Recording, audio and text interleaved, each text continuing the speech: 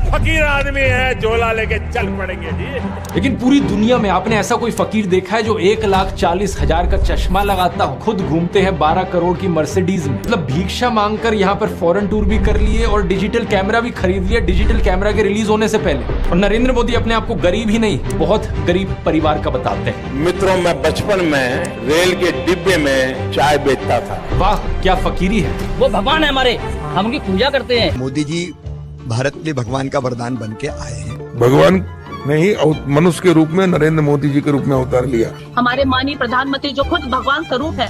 मोदी श्री रामचंद्र ने जन्म लिया है। मोदी जी है ना, साक्षात भगवान महाकाल जी का अवतार है। मोदी राम और अमित शाह कृष्ण। अरे कुछ लोग तो मंदिर भी बनाने लग गए। पुणे में एक बीजेपी वर्कर ने नरेंद्र मोदी के लिए मंदिर बना दिया, गुजरात में इनका एक मंदिर बना, तमिलनाडु में इनके लिए एक मंदिर बना। क्या मजाक चल रहा है। ये इकलौते नेता नहीं है जिन्हें भगवान से कंपेयर किया जाता है। एक समय पर एडोल्फ हिटलर को भी जीसस से कंपेयर किया जाता था। राजनीति में हिटलर की एंट्री की तुलना की जाती थी जीसस के रिजरेक्शन से। लेकिन उस समय ये सवाल उठा कि ये बात जमेगी कैसे। जीसस तो शांति की मूर्त थे, सूली पर भी चढ़ाया गया उन्हें, तब भी उनके दिल में कोई नफरत नहीं थी। बोले कि हे भगवान, उन्हें माफ करना। जबकि हिटलर तो नफरत का सौदागर था, तो कैसे जीसस का इस्तेमाल किया जाए नफरत फैलाने के लिए और हिटलर को उससे भी कंपेयर किया जाए। इसके लिए हिटलर और नाजी लोगों ने बाइबल को ही बदल डाला। मजाक नहीं कर रहा, ओल्ड टेस्टामेंट जो थी बाइबल की, उसे ही हटा दिया गया उनके समय में। जीसस को इस तरीके से चित्रित किया गया कि वो ऐसा लगे कि वो यहूदियों के खिलाफ लड़ने वाले एक फाइटर हो। सिमिलरली बीजेपी के लोग बार बार नरेंद्र मोदी को भगवान का अवतार करके पुकारते हैं। लेकिन यहां भी दिक्कत वही आ जाती है कि नरेंद्र मोदी तो नफरत फैलाते हैं, लेकिन श्री राम की सूरत में दिखती है विनम्रता, सौम्यता, करुणा।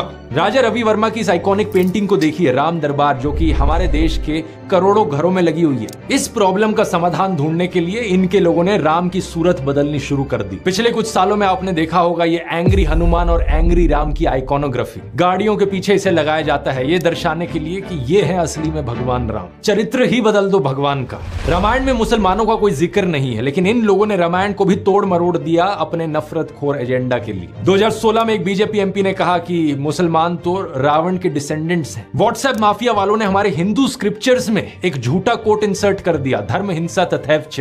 जो चीज किसी वेद पुराण में नहीं थी, किसी रामायण महाभारत में नहीं थी, इन्होंने जबरदस्ती अपना नफरत खोर एजेंडा बीच में घुसा दिया उसके। धर्म हिंसा तथैवच, आपको जान करके आनंद होगा कि ये किसी भी ग्रंथ में कहीं पर भी नहीं लिखा हुआ है। और इससे आपके रोंगटे भी खड़े हो जाने चाहिए कि ये कौन सी सेंट्रलाइज्ड कॉन्स्पिरेसी यूनिट है जो इतनी बड़ी बड़ी साजिशें करती है कि जो बात धर्म ग्रंथ में लिखी भी नहीं हुई है उसको संस्कृत में लिख करके उसको चारों तरफ व्हाट्सएप से और दूसरे जरियों से फैला देती। सच तो यह है दोस्तों कि ये लोग हमारे हिंदू धर्म को ही तोड़ने मरोड़ने लग गए अपने नफरत खोर एजेंडा को फैलाने के लिए। लेकिन अब बहुत से हिंदुओं को इनका एजेंडा समझ में आ गया है। इस तरीके का हमारे धर्म के साथ खिलवाड़ करना लोगों को अच्छा नहीं लग रहा है, इसलिए ये कार्ड भी अब फेल होता जा रहा है।